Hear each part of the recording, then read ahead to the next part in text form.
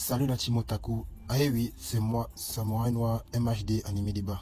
Bon, revenons au sujet qui ne fait que circuler sur les réseaux sociaux, que Saitama One Shot Goku. Je vais être bref, ok? Déjà, je vais vous demander de mettre Goku à côté. Vous voyez un peu. Prenons le cas de ce bonhomme. Je ne sais pas si vous connaissez ce bonhomme, dénommé Broly. Il faut savoir qu'il y a deux versions de Broly. Il y a Broly de Dragon Ball et Broly de Dragon Ball Super. Déjà, visuellement, tu vois déjà que c'est deux personnes différentes. Tu vois le bonhomme de la carrure de DBZ, tu vois le bonhomme de la carrure de Dragon Ball Super. Il faut savoir que dans tous les combats de Broly, il était une place contre le monde entier. Donc le gars, Goku était obligé de fusionner avec Vegeta pour mettre Broly à terre. De un, d'abord, il faut savoir que Broly, d'abord, de un, c'est un guerrier de l'espace qui évolue en fonction du combat. Donc, son évolution ne fait qu'augmenter. Et de deux, il n'a jamais, je dis bien jamais appris les techniques de combat. C'est même dans Dragon Ball Super que Goku essaye de former Broly en technique de combat. Mais le gars n'a jamais, je dis bien au grand jamais, appris les techniques de combat ou bien s'entraîner. Le gars est né pour être une force de l'univers. Je ne sais pas si vous vous rendez compte que dans Dragon Ball Z, le bonhomme détruisait déjà des galaxies. Des galaxies.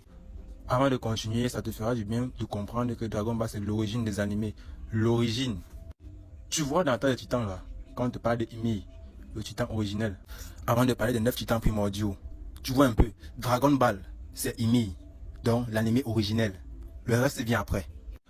Bon, revenons donc au sujet. Saitama c'est un être humain. Goku c'est un extraterrestre qui est venu évoluer sur Terre. Vous voyez un peu. Et étant donné qu'il est né avec une force des Saiyans super à la normale, donc un être humain ne vaut même pas la force d'un Saiyan. Tu vois un peu. Donc, il était déjà fait pour être un guerrier de l'espace. Il a été envoyé sur Terre pour la détruire. Bien avant que, oui, au cours des événements, ça arrive ce qui est arrivé, on connaît la suite.